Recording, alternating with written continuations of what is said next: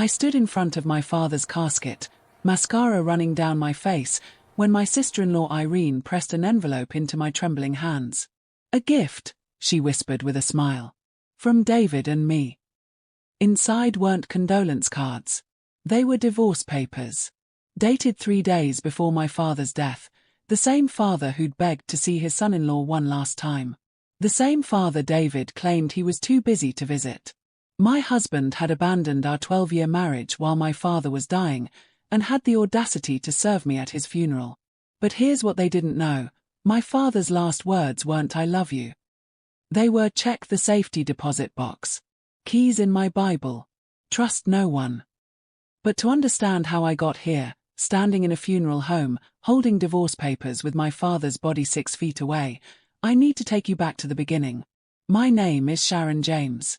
Well, Sharon will for the past 12 years, though apparently not for much longer. I met David Will when I was 23, fresh out of college, working as a junior accountant at a firm in downtown Chicago. He was 28, charming, ambitious, and came from what everyone called good family.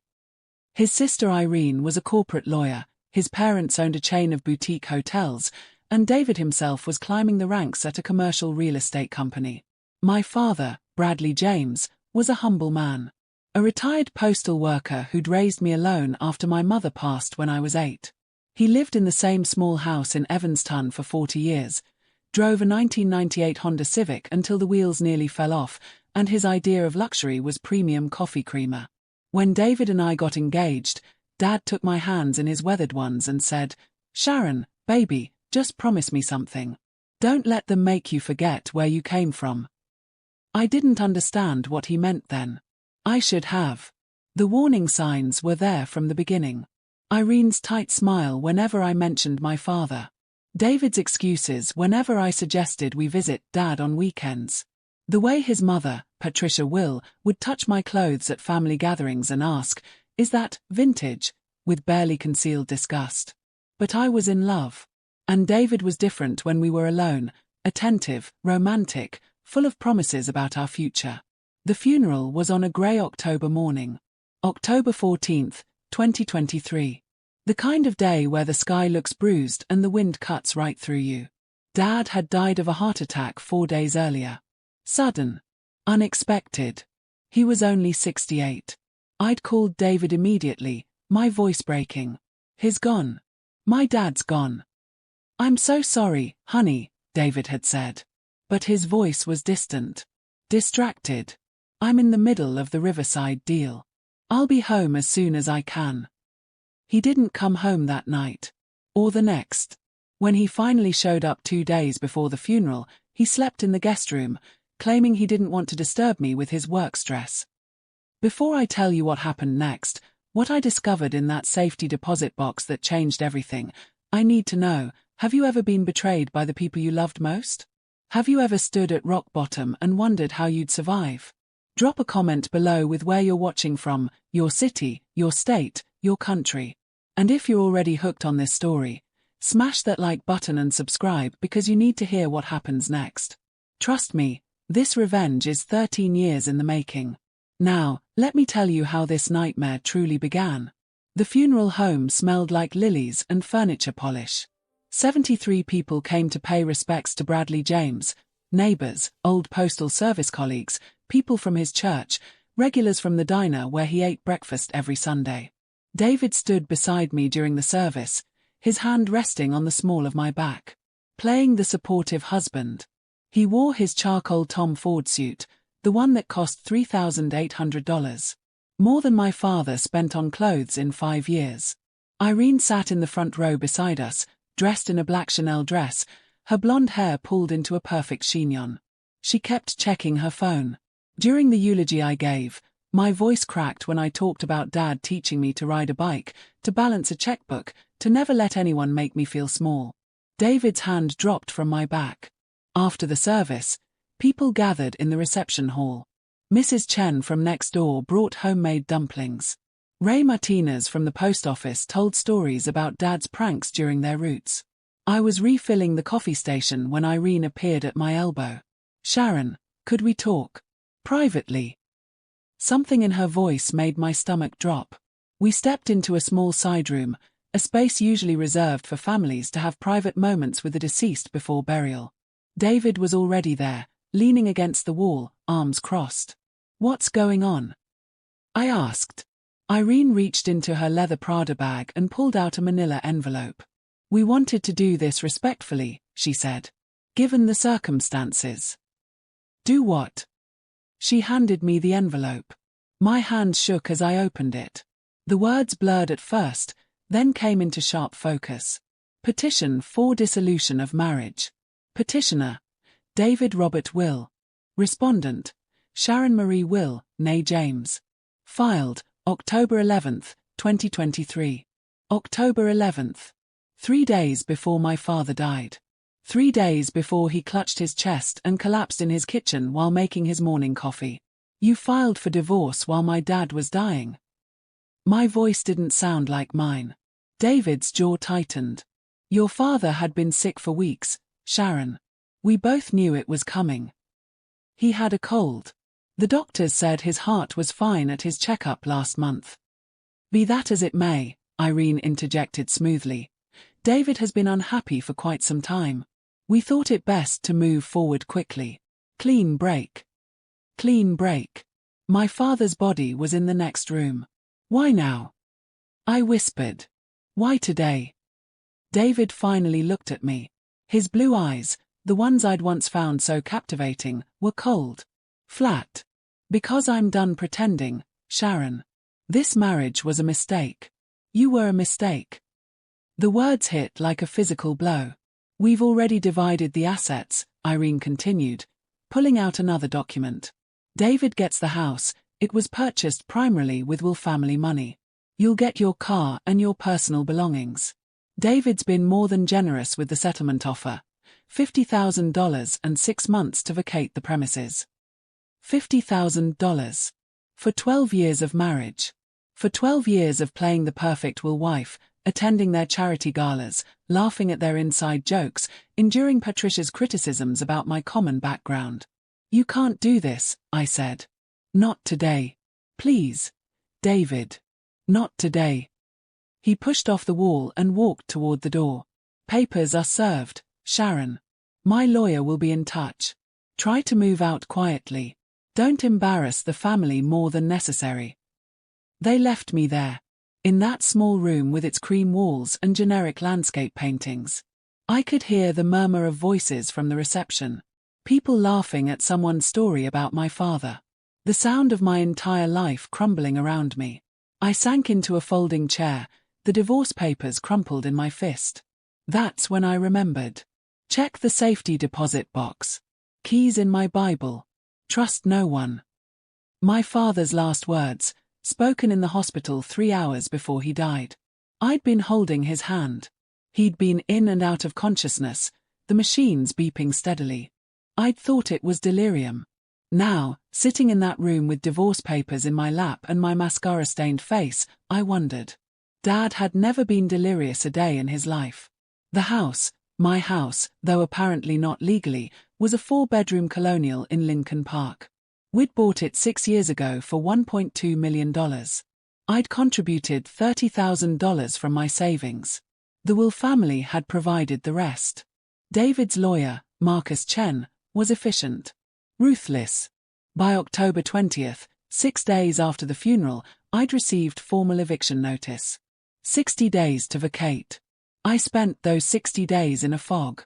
I'd stopped eating regularly. Lost 11 pounds. My boss at the accounting firm where I'd worked part-time, Patricia, had insisted I didn't need to work full-time, that it looked bad for the Will family, called me after I missed 3 consecutive days. "Sharon, I'm sorry, but we need reliability. I'm going to have to let you go." Another blow. I started packing my life into boxes. 12 years fit into 37 cardboard boxes from U-Haul. David had moved out the day after the funeral, moved in with Irene, according to his curt text message. He returned once, with a moving company, and took the furniture. All of it. The leather sectional we'd picked out together. The dining table where we'd hosted Thanksgivings. The bed we'd made love in. He left me the futon from the guest room and a wobbly IKEA table. Patricia called once during those 60 days. Sharon, dear, I do hope you understand this is nothing personal. David simply needs someone more suited to the Will lifestyle. I'm sure you'll find someone more appropriate to your background. She hung up before I could respond. December 14th, exactly 2 months after my father's funeral, I moved into a 1-bedroom apartment in Rogers Park. Rent, $1,100 a month. Square footage, 550. The $50,000 settlement was already dwindling. Lawyer fees for my own attorney, who'd been sympathetic but realistic about my chances, $8,000. Moving costs, $2,500. First and last month's rent plus deposit, $3,300. I was hemorrhaging money with no job and no prospects. My father's house in Evanston was modest, worth maybe $180,000. I was his only heir, but I couldn't bear to go through his things yet. Couldn't face the emptiness. The apartment had thin walls. I could hear my neighbor's TV through the bedroom wall. The refrigerator hummed loudly and leaked. The bathroom tiles were cracked. I sat on my second-hand futon that first night and cried until I had nothing left. Then I remembered the Bible. Dad's Bible was still at his house, on his nightstand where it had always been. A worn King James version with a cracked leather cover and his name embossed in faded gold, Bradley James. I drove to Evanston the next morning. The house felt hollow. Still smelled like his cologne, Old Spice, the same kind he'd worn my entire life. His coffee mug sat in the sink, still stained. I found the Bible exactly where I knew it would be. Tucked between the pages of Proverbs was a small brass key. No label. No indication of what it opened. But I knew it had to be for a safety deposit box. The question was, which bank? Finding the right bank became my obsession. I started with the obvious, the bank Dad had used for his checking account. Fifth Third Bank on Main Street. The manager, a kind woman named Patricia Rodriguez, checked their records. "I'm sorry, Ms. James. Your father didn't have a safety deposit box with us." I tried 6 more banks in Evanston over the next week. Nothing. My savings account dipped below $25,000. I applied to 43 jobs in 2 weeks. Heard back from 4. Got 1 interview, for a bookkeeping position paying $38,000 a year. Didn't get it. "We went with someone with more recent experience," the HR rep said apologetically. I started having panic attacks. The first one hit me in the cereal aisle at Target. My chest tightened, vision blurred, couldn't breathe. A store employee found me sitting on the floor, hyperventilating. "Anxiety attack," the paramedics said. "Have you been under stress?" I laughed. Actually laughed. The paramedic looked concerned. Christmas came and went. I spent it alone in my apartment, eating Chinese takeout and watching old movies. My phone rang once, a number I didn't recognize. "Sharon." A woman's voice. Hesitant. "It's Rebecca. Rebecca Thornton. We met at the Will family Christmas party 2 years ago." I vaguely remembered her. Another wife in the Will orbit. Married to David's colleague. "I heard about the divorce," she continued. "I just wanted to say, be careful. The Wills aren't what they seem. There's things about David and Irene that..." The line went dead. I called back 3 times. Straight to voicemail. I never heard from Rebecca Thornton again. January crawled by. Then February. I was running out of money. Running out of hope. Running out of reasons to keep searching for a safety deposit box that probably didn't exist. Maybe Dad had been delirious. Maybe I was chasing ghosts. I was down to $18,000 in savings when I finally decided to clean out Dad's house to put it on the market. I started in the basement, a dusty, cramped space filled with 40 years of accumulated memories. Photo albums. Old tax returns. My elementary school art projects. In a box labeled Important Documents, I found Dad's old checkbooks. Most were from Fifth Third Bank. But there was one, just one, from a different bank. First National Bank of Chicago. Downtown location. The checkbook had exactly 3 checks written in it, all from 1995. The year my mother died. Why would Dad have opened an account at a downtown bank when he lived and worked in Evanston? My hands trembled as I drove downtown the next morning. First National Bank was housed in a historic building on LaSalle Street.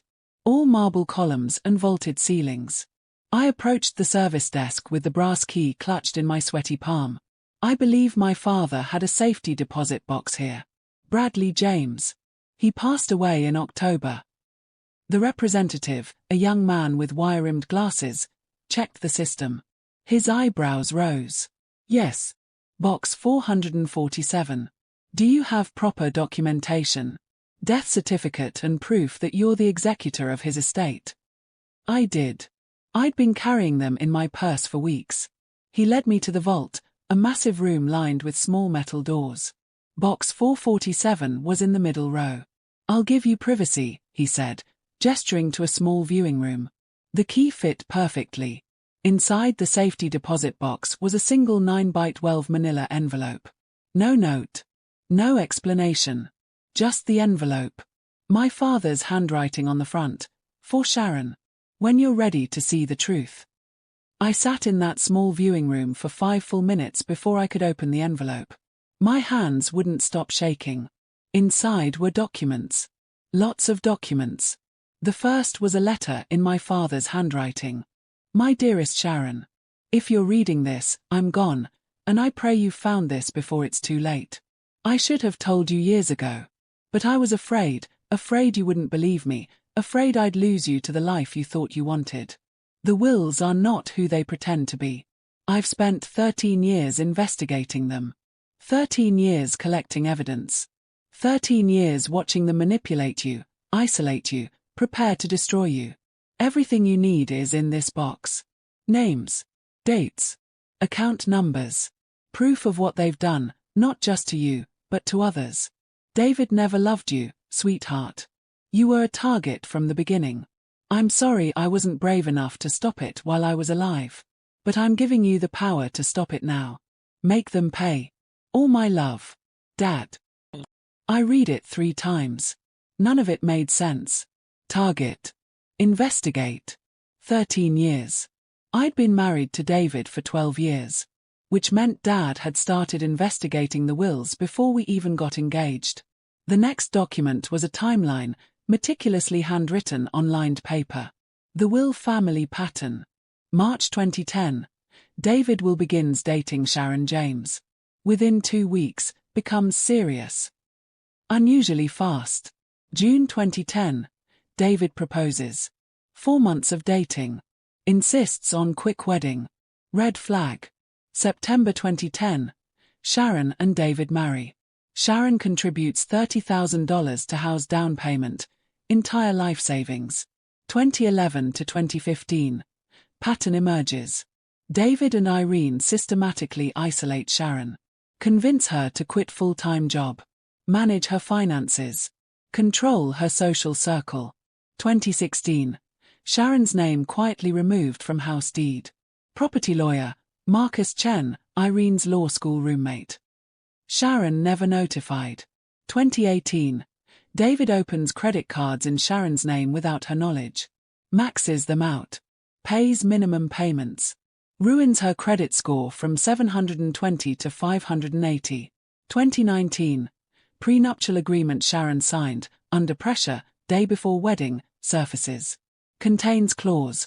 Wife forfeits all marital assets if marriage ends before 15 years. Sharon has no copy. Wasn't given time to have lawyer review. Pattern identified.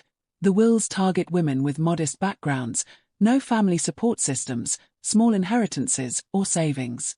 Marriage lasts 10 to 15 years. Divorce follows.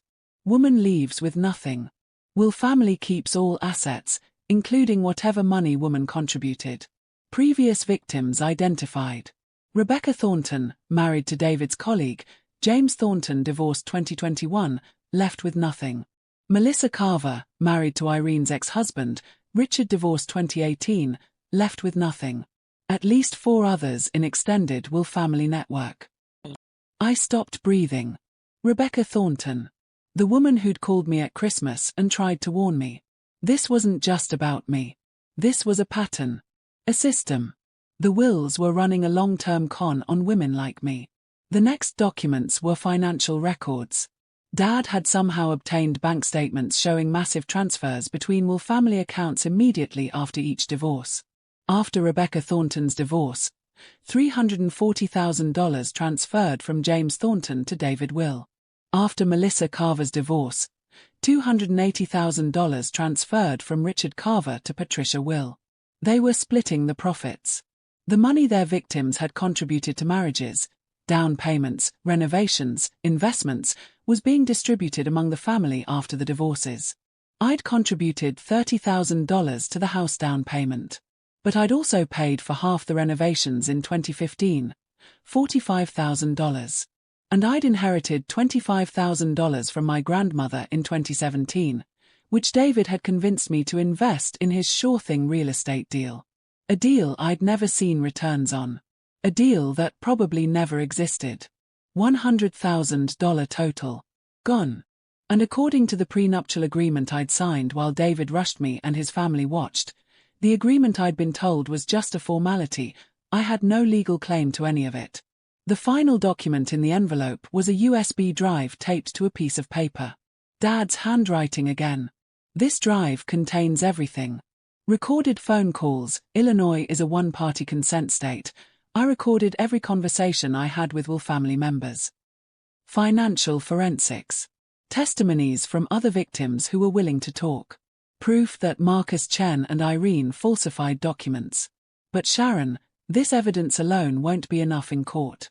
The Wills have expensive lawyers and connections. You need leverage. Look at the final page. I flipped to the final page. It was a photocopy of a business registration document. Will Family Properties LLC. Registered owners, David Will, Irene Will, Patricia Will, Gordon Will. Business purpose, real estate investment and management. And then, in red ink, my father had circled a section and written a note. This LLC is how they hide money. Offshore accounts in the Cayman Islands. Tax fraud. Money laundering through fake property deals. I have proof. They're not just con artists, Sharon. They're criminals. If you expose this, they don't just lose money. They go to prison.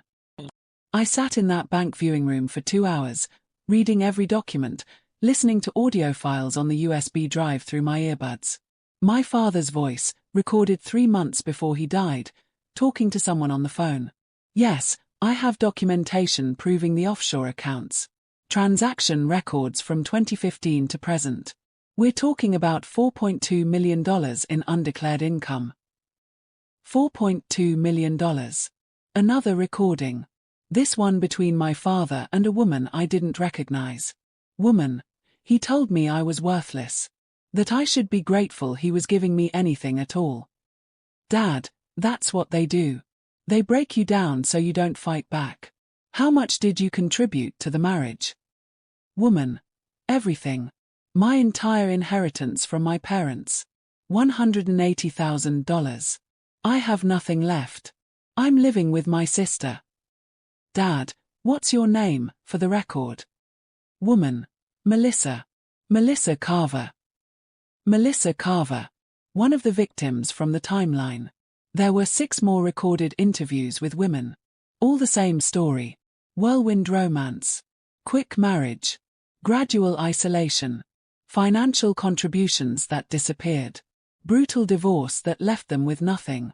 The Wills had perfected this over 2 decades. I plugged the USB drive into my laptop when I got back to my apartment. The financial documents were staggering. Dad had somehow obtained, legally or otherwise, detailed records of the Will Family Properties LLC's transactions. Fake property purchases in the Cayman Islands.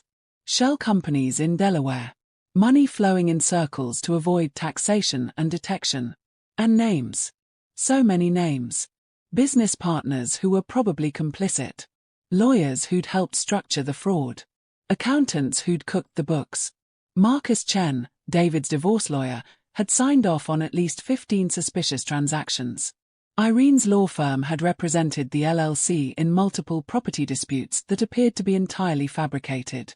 Even Gordon Will, David's father, who I'd thought was a harmless hotel owner, was up to his neck in it. His hotels were being used to launder money through false occupancy reports. This wasn't just a pattern of relationship fraud. This was organized crime. And I had evidence that could bring down the entire family. But I needed help. I couldn't do this alone. I thought about going to the police. But Dad's note had been clear: the Wills have connections. I needed someone outside their influence. Someone with power and motivation to take them down. Then I remembered, Rebecca Thornton had tried to warn me. It took me 3 days to find her. She'd moved to Colorado after her divorce, started over. I called from a burner phone. Dad's paranoia was rubbing off on me. "Hello. Rebecca. This is Sharon Will. James, actually. We spoke briefly in December." Silence. Then, "How did you get this number?" "I need help.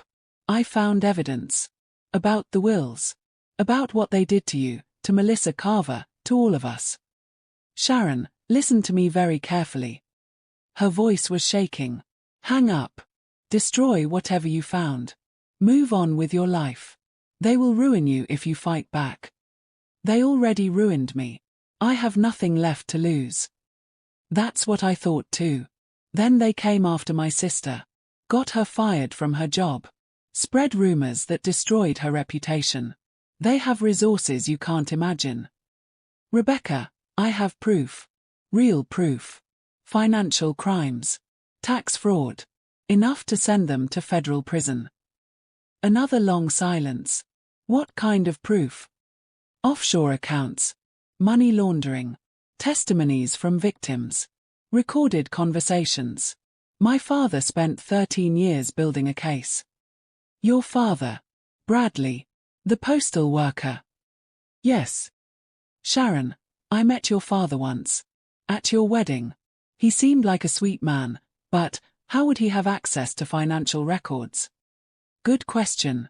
I'd wondered the same thing. Then I found another document buried in the USB files. A letter of employment. Bradley James. Position: forensic accountant. Employer: U.S. Postal Inspection Service. Duration: 1978 to 2008. Clearance level: federal. Specialization: mail fraud, financial crimes investigation. My father wasn't just a postal worker. He was a federal investigator. He'd retired before I graduated college, never talked about the specifics of his work, always just said he worked for the post office. Which was technically true. But he'd spent 30 years investigating financial crimes for the federal government. He knew exactly how to build an airtight case. "Rebecca," I said quietly, "my father was a forensic accountant for the U.S. Postal Inspection Service. He investigated financial crimes for 3 decades. This evidence will hold up." I heard her exhale. "What do you need from me?" "Testimony. On record. You and as many other victims as you can find. We're going to build a case so big, so public, that the Wills can't make it disappear." "And then what?" "We go to the police." "No," I said. "We go to the FBI." Over the next 6 weeks, I became someone I didn't recognize. Rebecca connected me with 4 other victims. Women who'd been chewed up and spit out by the Will family network. We met in a rented conference room in Milwaukee, far enough from Chicago that we felt safe. Melissa Carver was there. She was 43, looked 60. The divorce had aged her. "They took everything," she said, her hands wrapped around a coffee cup. "My parents' inheritance. My confidence. My 5 years. Richard, that's Irene's ex-husband, he was so loving at first. Then it was like a switch flipped." The pattern was identical across all victims. 1. Targeted women with modest backgrounds, recent losses, death of a parent, end of previous relationship, and either small savings or potential inheritance. 2. Whirlwind courtship, intense love bombing. 3. Quick engagement and marriage, often with pressure tactics. 4. Gradual financial entanglement and control. 5. Isolation from friends and family. 6. Strategic timing of divorce to maximize asset retention, usually right before a significant anniversary that would increase settlement obligations. 7. Brutal divorce proceedings designed to break the woman's spirit. 8. Post-divorce, the woman's contributed assets were distributed among all family members. We had 6 documented cases. Combined victim contributions, over $780,000. Combined settlement payouts, $127,000. The wills had stolen more than $650,000 from 6 women over 15 years. But the offshore accounts proved the real money was elsewhere. I'd spent weeks going through Dad's financial analysis. He'd traced the money flows meticulously. The Will family was reporting maybe 30% of their actual income. The rest was hidden in shell companies and offshore accounts. Total estimated undeclared income, $4.2 million over 10 years. Tax fraud on that scale carried serious federal penalties. We needed one more piece, someone inside the Will operation who would flip. That's when I thought of Gordon Will's assistant, Linda Martinez. I'd met her dozens of times at Will family events. She'd always been kind to me, quietly sympathetic during Patricia's cutting remarks. She'd worked for Gordon for 23 years. If anyone knew where the bodies were buried, it was Linda. I showed up at Will Hotel's corporate office on a Tuesday morning. Linda looked up from her desk, startled. "Sharon, what are you?" "I need 5 minutes. Please." She glanced toward Gordon's office, then back at me. "He's in a meeting. 5 minutes." We went to the coffee room. "Linda, I need to ask you something, and I need you to be honest. Did you know what they were doing? The divorces, the money, the offshore accounts?" Her face went pale. I don't know what you're talking about." "Yes, you do. I can see it in your face. You knew." Her hands trembled as she poured coffee she didn't drink. "I didn't know everything. Just pieces. Enough to realize it wasn't right." "Why didn't you say anything?" "Because I'm 62 years old, Sharon. I was going to retire in 3 years. My pension, my 401k, it's all tied up with Will Hotels. If I spoke out, I'd lose everything." "You're going to lose it anyway," I said quietly. "When the FBI raids this place. And they will. I have evidence. Lots of it. The only question is whether you're going down with them or whether you're going to help me." She set down the coffee cup. "What kind of evidence?" "Financial records proving tax fraud and money laundering. Testimonies from 6 victims of marriage fraud. Recorded conversations. My father built a federal case before he died." "Your father? The postal worker? Forensic accountant? Federal investigator? 30 years. Linda sat down heavily. "Gordon's scared," she said finally. "I've heard him on the phone with his lawyer. Something about an audit. IRS flagged some international transactions." My heart raced. "When?" "Last month. February." The timing was perfect. The IRS was already circling. "Linda, if you testify, full cooperation, everything you know, you can probably get immunity. But you have to move now." She looked at me with exhausted eyes. "What do you need?" "Everything. Internal communications. Financial records you have access to. Emails. Meeting notes. Anything that proves knowledge and intent." "That would take me weeks to compile." "You have 72 hours. Linda delivered. On Friday evening, she met me in a Starbucks parking lot in Naperville with 2 thumb drives and an accordion folder full of printed documents. "This is everything I could safely copy without raising alarms," she said. Her hands shook as she passed me the materials. Emails between Gordon and his accountant discussing moving money to the islands. Meeting notes where Irene explicitly outlined target criteria for marriage candidates. Financial projections that show undeclared income. "Linda, this is incredible. I need immunity, Sharon. In writing. We'll get it. I promise." She looked at me, This 62-year-old woman who'd spent 23 years enabling criminals because she was afraid. "Why are you doing this?" she asked. "Most people would just take the settlement and move on." I thought of my father. Of his 13 years of secret investigation. Of his last words. "Because they don't get to win," I said. "Not this time." I spent the weekend organizing everything into a comprehensive case file. Financial forensics proving $4.2 million in tax fraud. 6 victim testimonies detailing systematic marriage fraud. Linda's internal documents proving knowledge and conspiracy. Recorded conversations demonstrating intent. Timeline showing pattern of behavior over 15 years.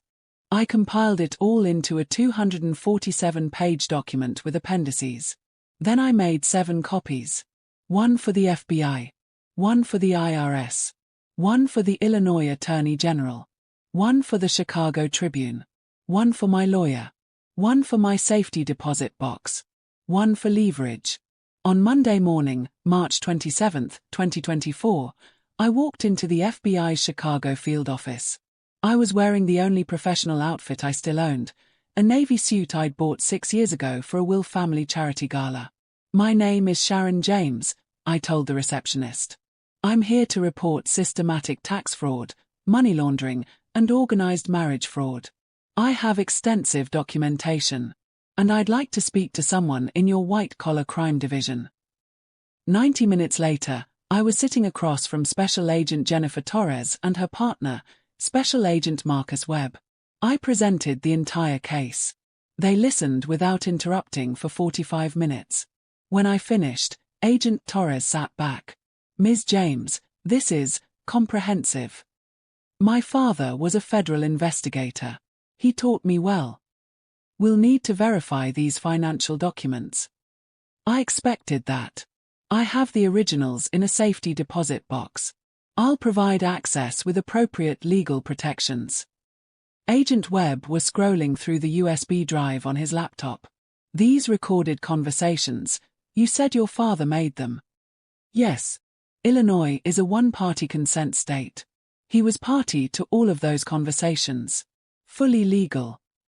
And Linda Martinez is willing to testify. With immunity." They exchanged glances. "Ms. James," Agent Torres said carefully, "if even half of this checks out, we're looking at multiple federal charges. RICO Act violations, potentially. This is going to be a big case." "I know. It could take years. I have time. The Wills have significant resources. They'll fight back hard. Let them." Agent Webb leaned forward. "Why are you doing this? The financial crimes case stands on its own. We don't actually need the marriage fraud angle for prosecution. You could walk away, stay anonymous." I thought about that. About taking the easy route. Then I thought about Rebecca, living in Colorado, still looking over her shoulder. About Melissa, who'd aged 20 years in 5. About the woman whose voice had shaken as she told my father, "I have nothing left." "Because they need to know their names," I said. "The victims. This can't just be about tax evasion. It has to be about what they did to real people. 6 women whose lives they destroyed for profit." Agent Torres smiled slightly. "Okay then. Let's destroy them." The FBI moved faster than I expected. Within 2 weeks, they'd verified the offshore accounts and confirmed the tax fraud. The IRS audit Linda had mentioned had already flagged the Will family. My evidence gave them everything they needed for criminal prosecution. On April 15, tax day, ironically, the raids began. FBI agents executed search warrants simultaneously at Will Family Properties LLC offices, Will Hotels corporate headquarters, David and Irene's residences, Gordon and Patricia's estate, Marcus Chen's law office. I wasn't there, but Rebecca called me from Colorado, having seen the news. "Turn on Channel 7. I did. Aerial footage showed FBI agents carrying boxes out of Gordon's office building. The headline: Prominent Chicago family under federal investigation for tax fraud, money laundering. My phone rang. Unknown number. I answered. You bitch. Irene's voice, shaking with rage. What did you do? I told the truth. We gave you a generous settlement. You were supposed to disappear quietly. Like Rebecca. Like Melissa. Like the 6 other women your family destroyed. Silence. You can't prove anything. Actually, Irene, I can. My father spent 13 years proving it. And now the FBI has everything. Your offshore accounts. Your falsified documents. Your little system. Your father was a postal worker. My father was a federal forensic accountant. He investigated financial crimes for 30 years. He was better at this than you'll ever be. I could hear her breathing hard. We'll bury you in legal fees. You'll have nothing left. I already have nothing left. You made sure of that. But here's the thing, Irene, I don't need money to win anymore. The federal government is prosecuting you. I'm just the witness. David will never. David is going to prison. So are you. So are your parents. And Marcus Chen. The FBI has everything. The line went dead. 3 days later, the indictments came down. United States of America v. David Robert Will, Irene Catherine Will, Gordon James Will, Patricia and Will, and Marcus Chen. Charges. Conspiracy to commit wire fraud, 18 U.S.C. Section 1349. Money laundering, 18 U.S.C. Section 1956. Tax evasion, 26 U.S.C. Section 7201. RICO violations, 18 U.S.C. Section 1962. Potential sentences. 20+ years federal prison. The Chicago Tribune ran the full story on page 1. Chicago families' decades-long fraud scheme exposed. Anonymous victims come forward to detail systematic marriage fraud. The article detailed everything. The pattern. The victims. The money. Rebecca had agreed to be interviewed, on condition of anonymity.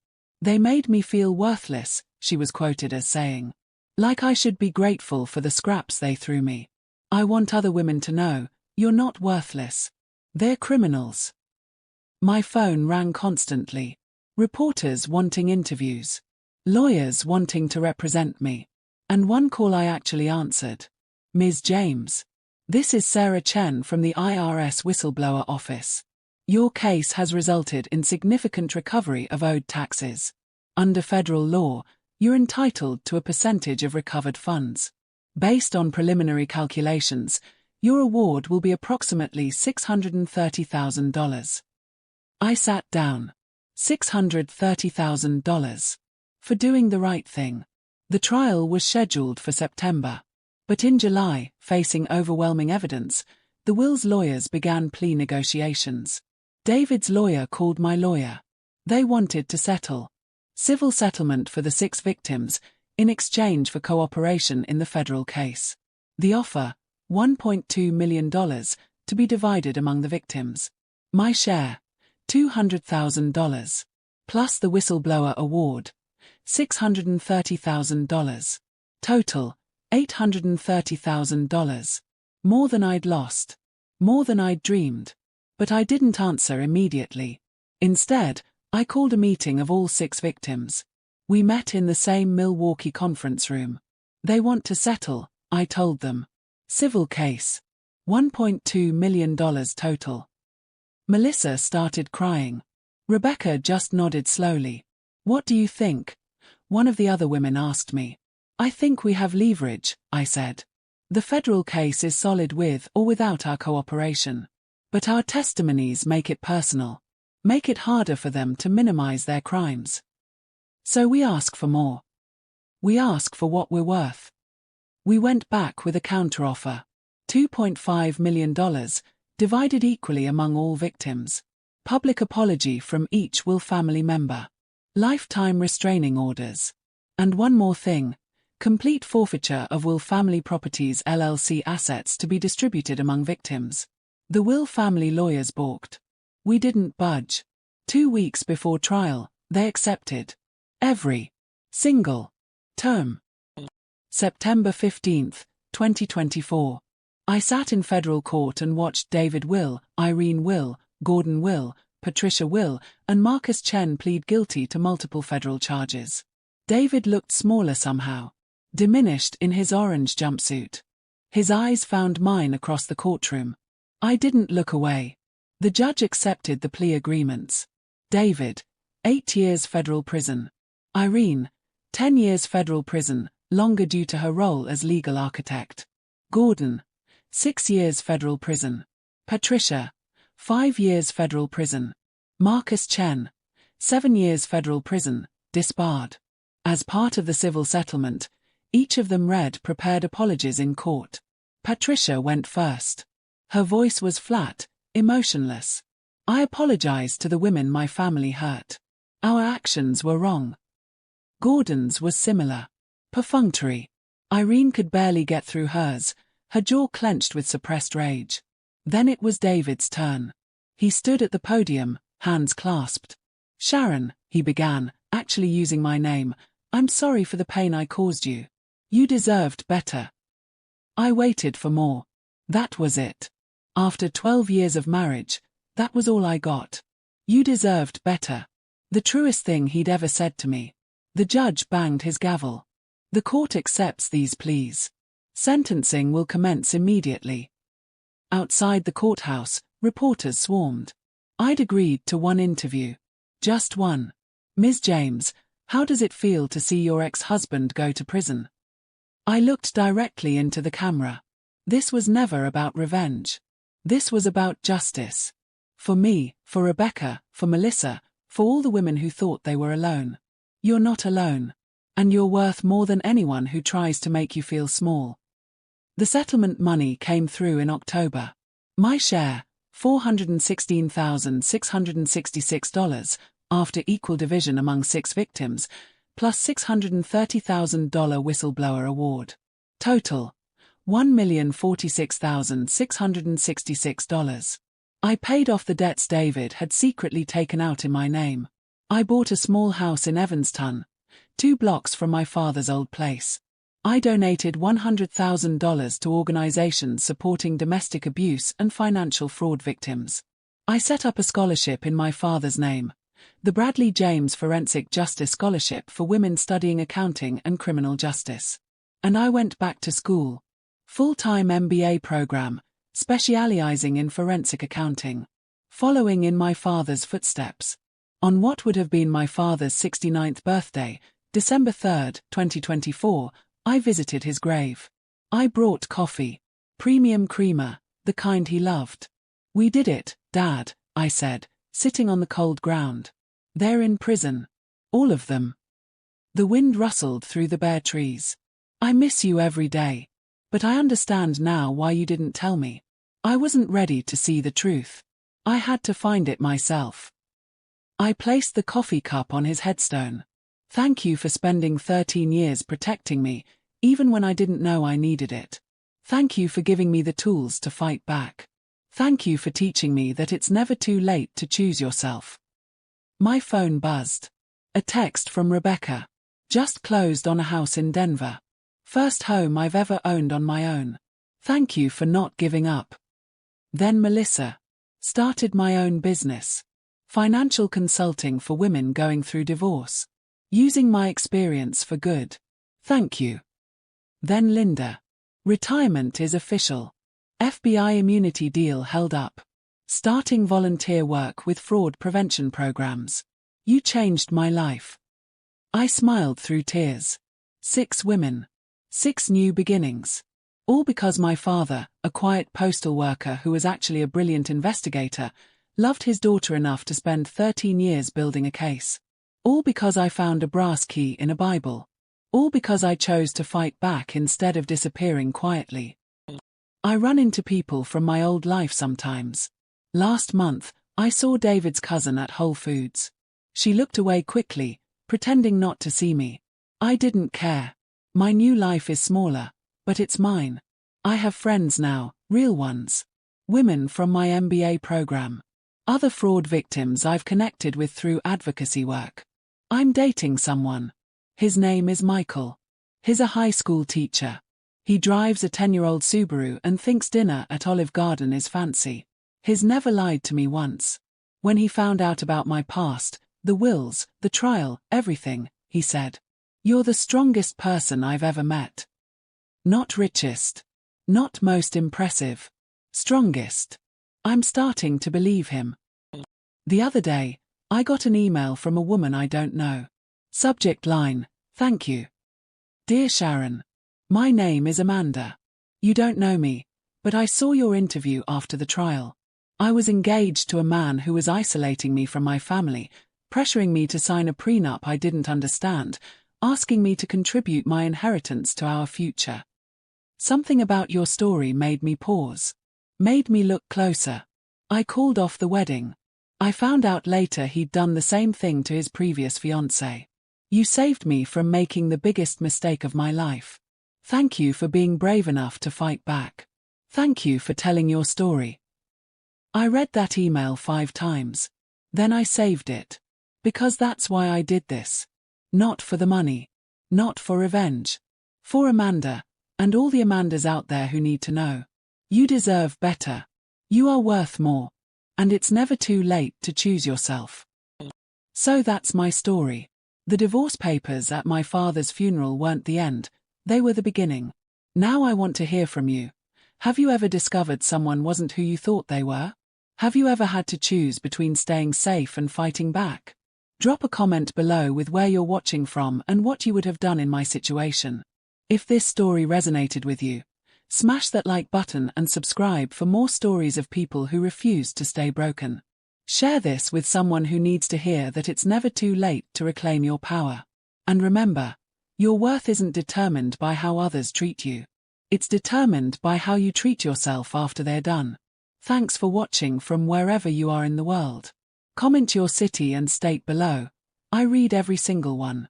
See you in the next story. Red Heart #.